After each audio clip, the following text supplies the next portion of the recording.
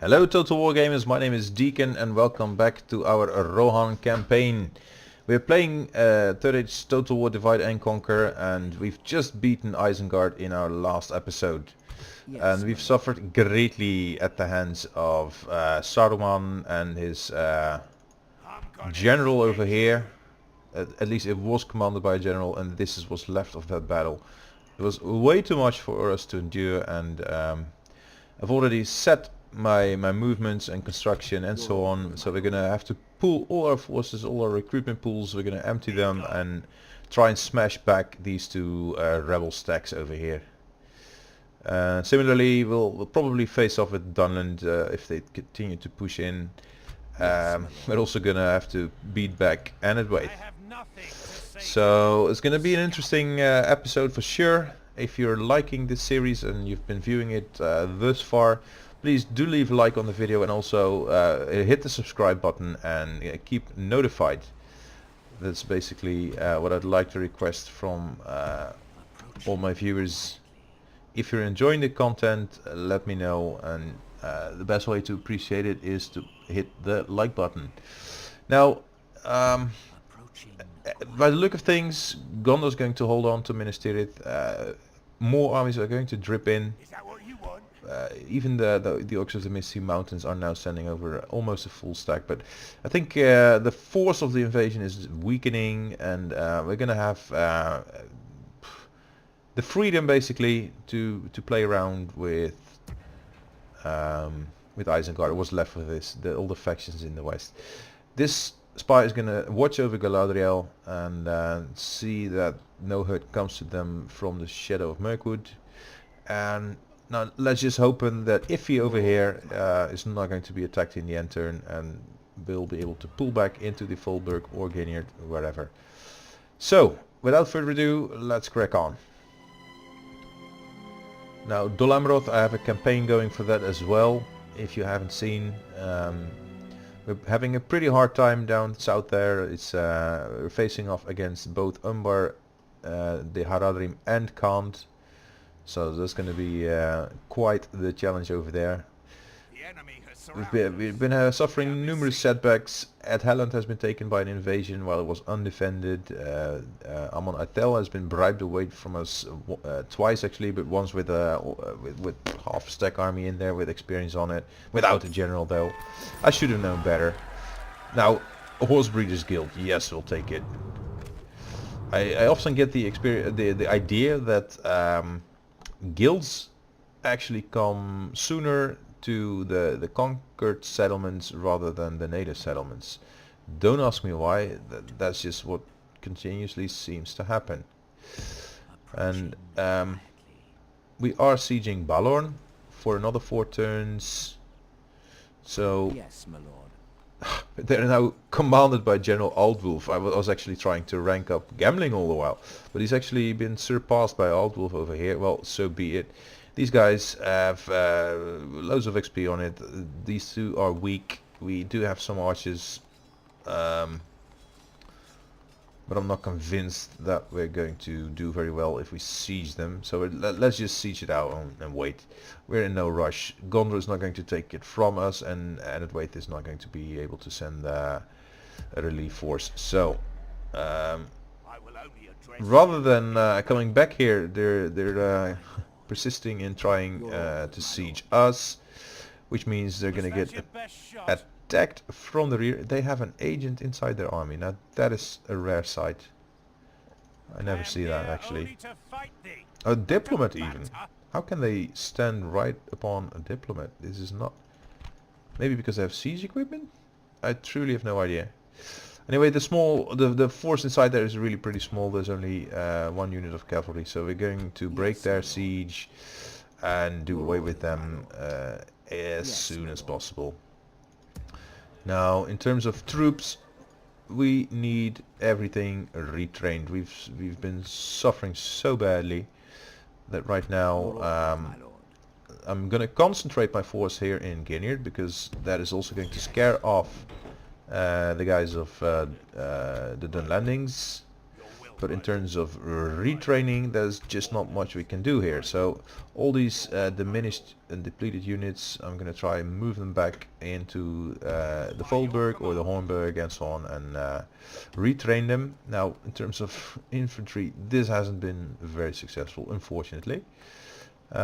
We have money, so what we can do perhaps is recruit other types of units, but first I'm going to see if we can continue marching down south and reach another settlement that could possibly retrain us, but no. Which means, let's see. Your orders, my lord. Now, I don't see any diplomats around here anymore, and the weight is over here. Wormtongue Yes, my lord. has been killed off, fortunately, because the whole faction has disappeared. So we're gonna have some possibilities at least to leave some units on the campaign map, say unguarded or undefended. However, nor am I taking any unnecessary risks. So these scouts are gonna sit there, save us some upkeep. These guys are gonna come here, and I'm gonna put Hammer right on top of them. Now, in terms of recruitment, what's over here that we might pick up? I'd like some skirmishes and some scouts, and then some Theodred horse archers. Yes, And Erkenbrand is moving up here as well. Now we do have some fresh recruits that are gonna march on together with these guys and sit in Gineard along with the rest of their of the partially re-recruited, replenished army, and these guys are all gonna move on to either the Lostier. Do we have recruits here? No, it's gonna take 4 turns until we have any. However, the scouts are coming this way, and so are these two. So it'll be 1 or 2 turns, and we'll have replenished our numbers in that army over there, and we're not facing any other immediate threats, save for perhaps Anadwaite. Let's see if there's anything over here that could scare us, but no. So for now, I think we're pretty good. So all that's left to do now is first diplomats, and then the fight that we have on our hands. Imladris is our objective here, and Penda is going to move all the way up here and pay the Vale for an alliance. That's basically the plan. I shall continue tomorrow. Although I'm not so fond of paying for alliances, especially ones we don't really need, but it's one of the house rules. I need to make an effort and try to actually ally ourselves to all the good factions. Now we have outlaws, hunter guildsmen, farming archers, more outlaws and hunter guildsmen that we're easily going to run down with what we have in terms of cavalry. These elder guildsmen do have a defense of 14 though, and a high missile attack. So once they're engaged in melee, they stop firing their missiles, which are basically arrows, not javelins. So in terms of cavalry, I'm not so afraid really. These guys also just arrows. So basically, what we'll do is throw our infantrymen at the pikes, throw the cavalry at everything else, but we're probably going to save those pikemen for the end. And of course we have these awesome 48 scouts that are going to reinforce us from there behind. And those scouts, they can be a force to reckon with. I've seen them rake up incredible amounts of kills, and they tend to be a little bit slower than Rohan riders once they exhaust themselves. But at the start of the match, they're initially faster. So if they can move up to the enemy slow and then do their jobs in a short engagement, most of the times we can beat the enemy before they even stand a chance. So now let's think. We could deploy to either flank and push all the way in from that side, or we're just gonna sit in the center, which of course is also a valid approach. We do have a lot of cavalry, and rather than deploying them all on the right side, I'm gonna set the more experienced guys over here and the less experienced guys over there. That's what we'll do. We don't have any archers, and these three units, they are supposed to be the more professional force, but they're also very diminished. So our meat shield infantry is gonna sit at the front, and let's see how it plays out. One downside of their army is that most of it is hidden. So if we're gonna do any good, we're gonna have to approach them. Otherwise we'll never discover. Now I'm gonna run these scouts over here, because if not, then they'll never do anything for us.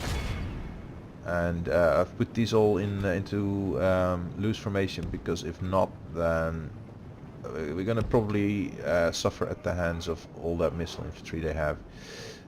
But I'm gonna use D2 and charge in here. Also charge in with my spares. The thing is, they have shields, so they should be able to properly push them without losing too many. And also, if we can keep them moving away from us, or just reforming constantly, the advantage of that is that while they run, they can't fire their arrows. So now those guys are pinned, and I'm gonna get out of loose formation and move in there. Scouts, we're already engaging the general's unit, so now I'm going to use the scouts to turn off those fire arrows, and these guys are going to hunt them and prevent. Okay, let's just close ranks and engage the pikes. At least they won't trouble us anymore. Now these guys, I'm going to also pull out. Basically, we have them. We've engaged them all. So now's a good time for the more professional soldiers to come in and do their number on the pikemen. These are getting charged behind. I'm gonna also pull out these guys.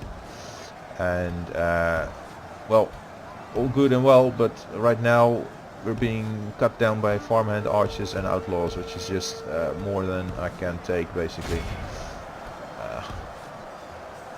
Especially with these more elite guys, those experienced cavalry forces. I really don't like to see them go. Now, how are we on the front side here? Let's charge those guys with the stronger forces. Scouts move back. Oh wow, they're just sitting here. Eomer, I'd appreciate if you could just pull yourself out as well, because I don't really want to spend any more units than we really need to spend. So these guys are going to charge the archers again, and those guys are going to charge over here. These outlaws are now broken by the recharge of our axes and the presence of our militiamen and the swordsmen. So they're being hit from all sides, and this is going to do it for them. This is going to do away with them, basically. Farmhand archers and Eomer, please move in. The farmhand archers also, you guys hit the farmhand archers as well. So scouts moving back again. Oh, we have some hunter guildsmen over here that are still in the fight. You guys are going to charge them down, and these silly farmhand archers, they're just continuing their resistance. Then again, their general still hasn't died, so maybe that has something to do with it. In any case, we're gonna move around here. Those guys are gonna hit those outlaws. Eomer is gonna hit the elder guildsman over there, and we still have a few pikemen to deal with. So you can move back here and make yourself more useful in the fight that we're fighting over here. So pikemen, wow, we've lost half our scout force, and these elder guildsmen are still not dying.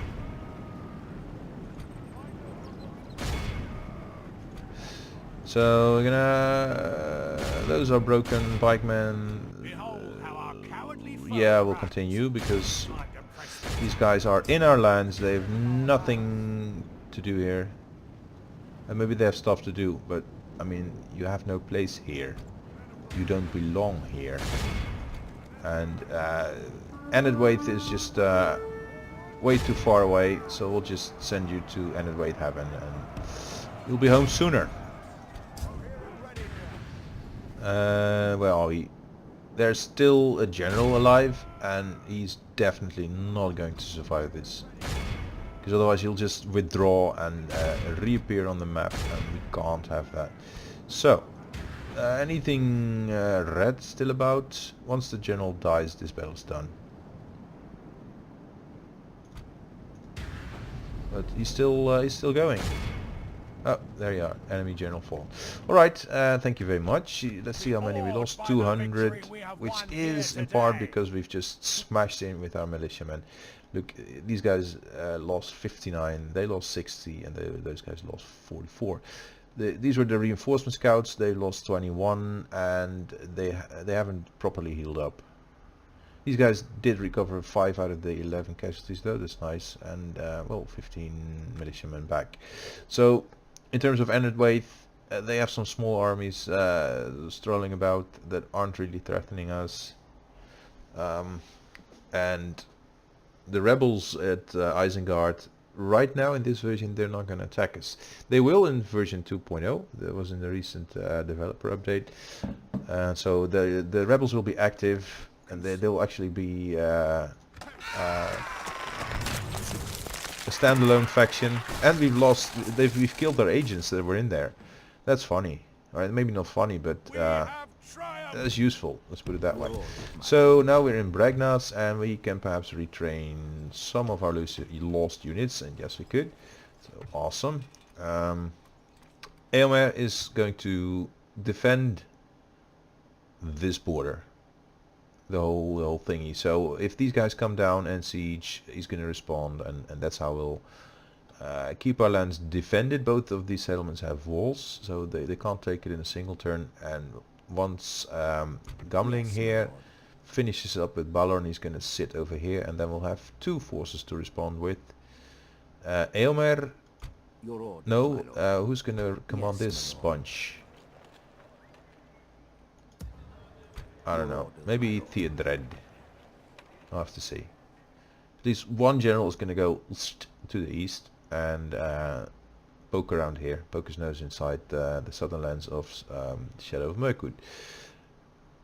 Maybe these 2 guys are going to kill each other. If not, then if we have 3 armies that can push in, we should gradually take over until these rivers over here, all the way from Khazad-dûm. And this would be a proper, very defensible border, because then we have southern Tarbot. There's 2 river crossings, 3 actually, but that's it. And when we have our spies in these lands, there's not going to be able to hurt us very much. Hopefully Bree will be able to deal with the rest of them. Are they at war with both? We are allied with them, and they are at war with both Enedwaith and Dunland. So if we take care of these lands, they should be able to deal with the rest. I need an alliance with Khazad-dûm and Imladris, and maybe the Northern Dunedain, depending on where they are. So in fact, this diplomat who's now moving over to the Vale, let's send him to Khazad-dûm first. And them, those, I'm prepared to pay for an alliance. So anyway, crap loads of recruitment done, previous turn, money spent, battles fought, agents moved. Let's hit the end turn. Now, there's a wonderful custom strategy model over there for, I think, Hama, yes? With his red hair, looking awesome, on the bridge. Mirkwood, Dunland. Now Dunland isn't approaching us, and Enedwaith isn't doing anything, so let's mop up. Ouchie! they're being sieged, and this is the time where we kill this stack. Now they do move Captain Lundush, so Yes, this my force is going to sit here, and Erkenbrand is going to join forces with him. We didn't recruit anything here. These guys are not all spent. This whole bunch of them is actually healthy. Here's a scout, and here is Iffy. I think it's a silly name. He's probably married into our faction by virtue of his not so good. Here he is, Iffy. He married to Dermin. So he's now like a brother-in-law to King Theodred. Why we ever married her, I don't know. Maybe because she was getting old. But anyway, we have two armies to put Commander General Lundush in the sandwich with there. Erkenbrand is going to lead the attack with his incredible command abilities and stars and so on. He has a special ability as well. Yes, my lord. Probably Theodred also has a special ability, yes, and Hama. So now we have 3 generals in here that that can do tricks, which is fun. These guys just aren't worth bringing.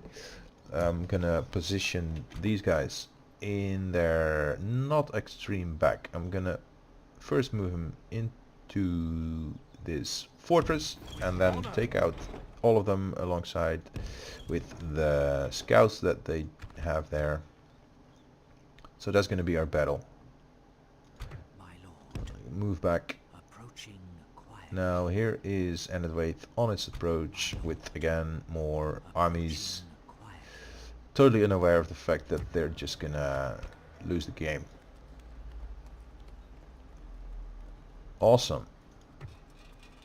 Don't ask me how, but we're able to retrain units here that I would have thought unretrainable, particularly in Bragnas. But perhaps it's been part of our empire for a while now, and I don't believe it. Maybe I don't understand. We'll have to see what happens. Anyway, I was going to recruit a spy here, and I think we've trained it, and it's now going to watch over Galadriel, as we said. Money wise, we're still making 2k per turn.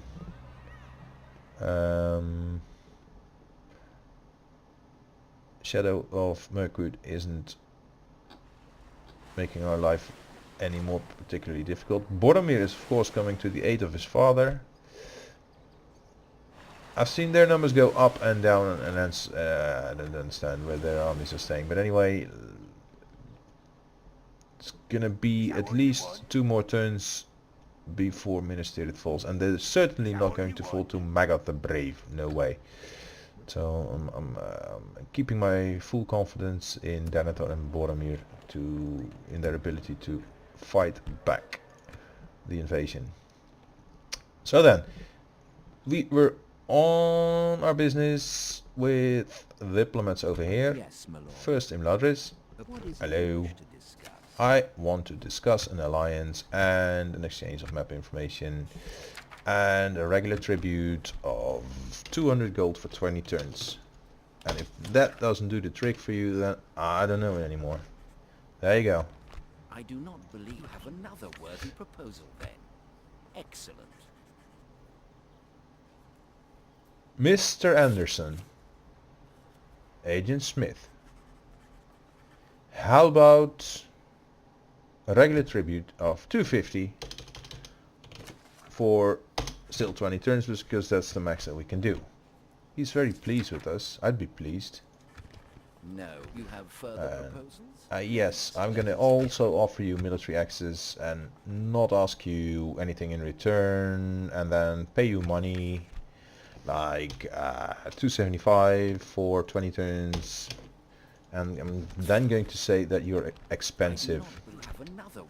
Alliance, map info, regular tribute of 300 for 20 turns. How hard can it be to be buddies with the most pleasant guys in all of Middle Earth? I think you're an asshole, I have to say. How about... Maybe he just wants money now. He's bankrupt. So single payment of 2k. How about that?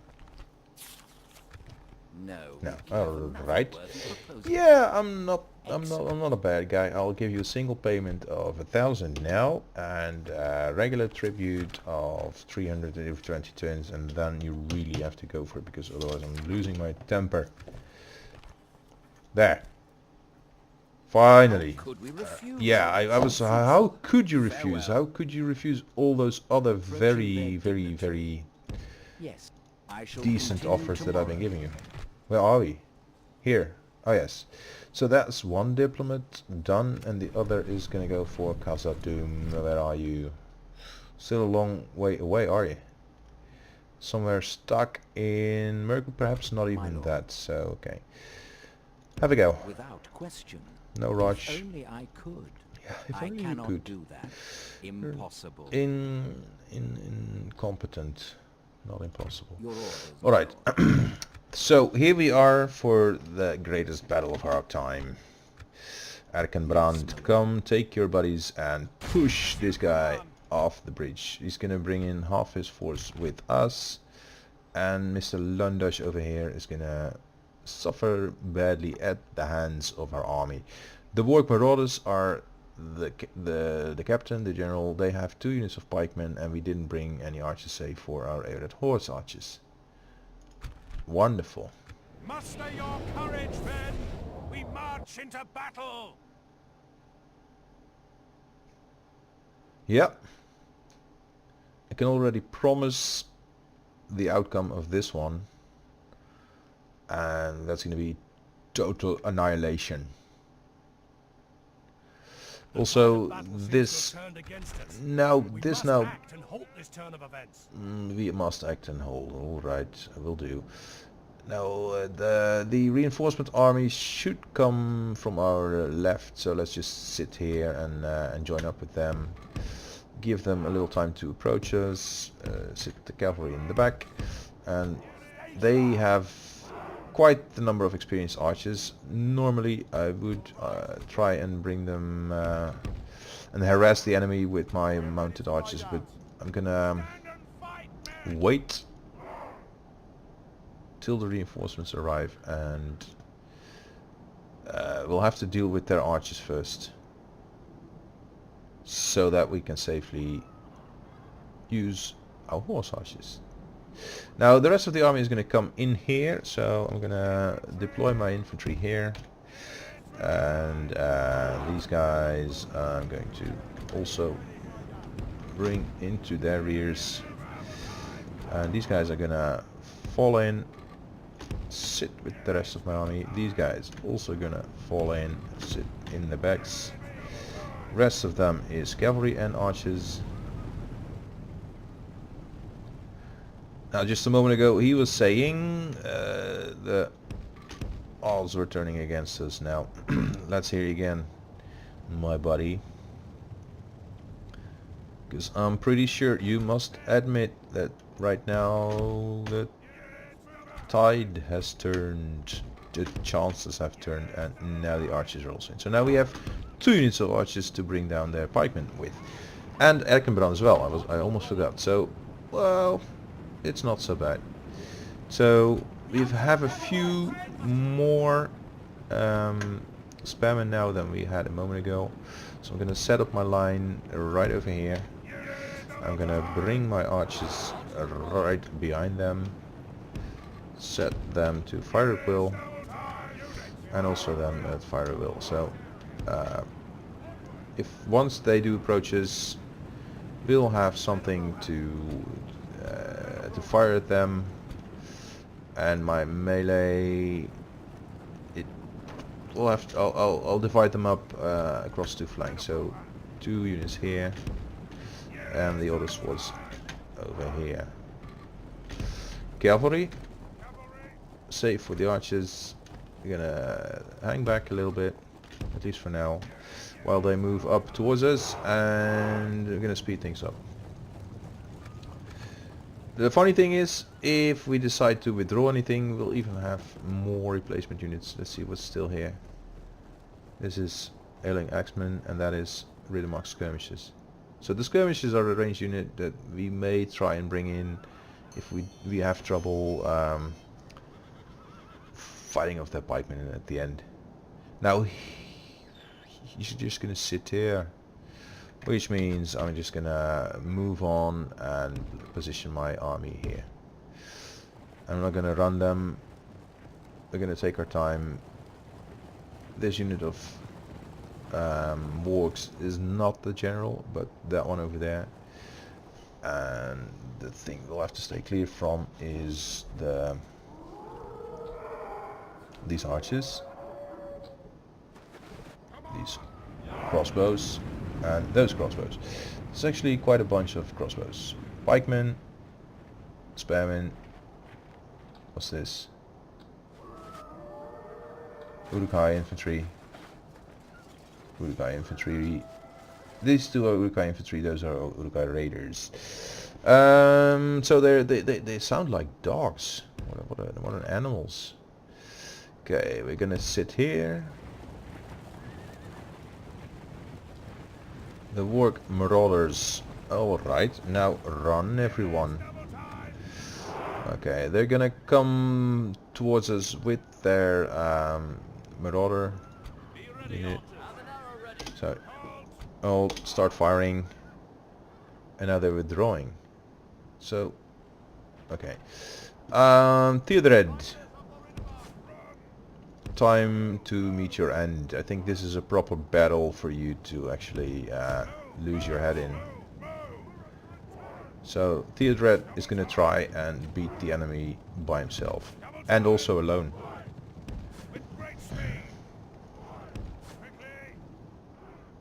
So let's see what we can do. We're gonna go all out with him. I'm gonna try and kill them all, save for the pikes, which I think is beyond even Theodred. Now he's running away, so charging into a moving target is not really a good thing. So let him stay in melee. Urukai infantry coming in from our rears. So now we're gonna pull him out, and Theodred is a hero. He always has been, always will be in our memory. So he's gonna go in again and charge those marauders. Against all odds. He's gonna go after the general. This Theodred is vengeful and is not going to take it any longer.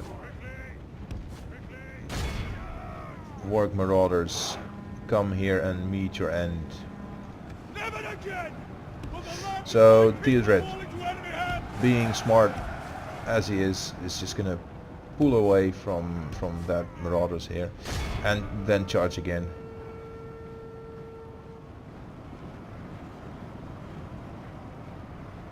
And he's a brave man. He's waiting until the very last moment before he pulls away from the, what are they, pikemen.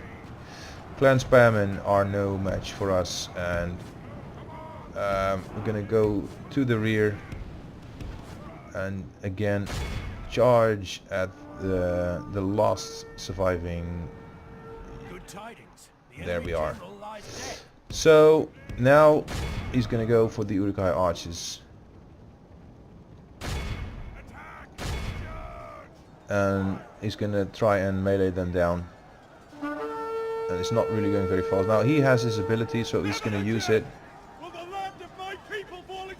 So the archers are now dropping like flies, and Theodred again moves away from it. Now the main lines still haven't engaged, and now he's gonna try and charge the raiders. I really don't understand where the second unit of Warg Marauders has gone, because there was quite a bunch of them. Oh, they're here. Okay. Now, of course, we're not gonna stand by and watch and do nothing while Wargs cut down our infantry. but our eyes are on Theodred as he fights for his life. He fights for Rohan, and he's gonna go at it with a vengeance, commanding his units to charge and charge again. Now into the rears of this heavy infantry here, and going to pull out. The archers are a danger in the eyes of Theodred, because he sees that the horses are being mowed down basically by what's left of the archers, or crossbows. So he got stuck in with the crossbows, and he's not really killing them at all at an incredibly slow pace. So that's of course not an option for Theodred. And now he's going to move into the rear of these spearmen, which are already broken. So let's not go there. He's going to go at it again into the crossbows. Charging at a unit in loose formation is just a really bad idea. However, receiving a charge in your rear as a cavalry while engaged from Urukai infantry is also a bad idea. So we have to pull away from that again. Okay, now it's getting serious. Somebody thinks we might suffer defeat in this battle. This is just too much that I can't bear. So let's bring back this part of the infantry force and engage the pikemen. Oh, Theodred, don't do it, boy. You are the future of Rohan. You are our future. So stay back here. Now go for the infantry. Oh, this is pikemen that we're losing to. Okay, pull back.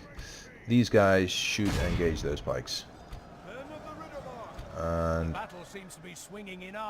yeah, that's because Theodred is doing his mad charges here. However, Erkenbrand is not going to die over this. So let's see. Riders of the Mark are now, they're just gonna slam in here. Hama is gonna also join the fray. And only half the enemy force remains. We'll just have to deal with them. Okay. Theodred is gonna try a rear charge against the pikemen, because he can't stand them slaughtering the majority of our force. I mean, regardless who you are, you're not gonna stand by as pikemen. We've lost a unit, and it's now being reinforced. Okay, the cavalry is gonna pull out because none of them are truly suicidal. Erkenbrand is still there,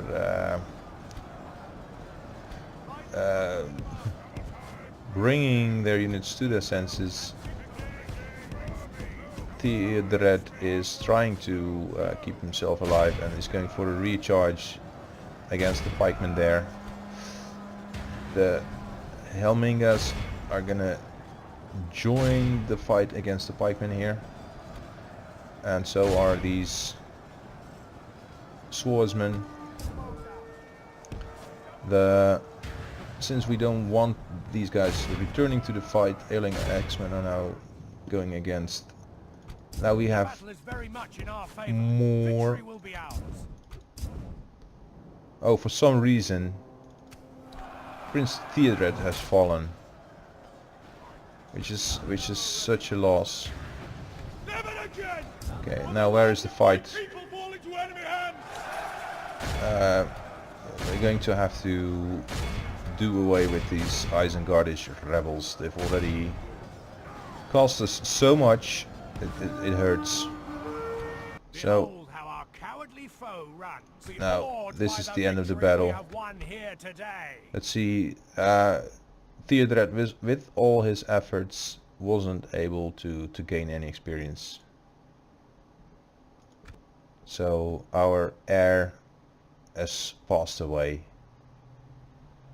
And this body is going to be carried back to Edoras, and he'll be wept over by Eowyn and Theoden. Theoden maybe not so much. Okay, Grandma's dead, so Theoden is also going to weep. Let's at least give him that. So tragedy becomes Rohan, and Theodred dies, but so does Lundush and his men. And yeah, we'll simply have to go look for a new heir, which I think is probably going to be Eomer, because we've set him to be heir a long time ago. However, he needs to breed and give us boys. Otherwise, all of this is for nothing.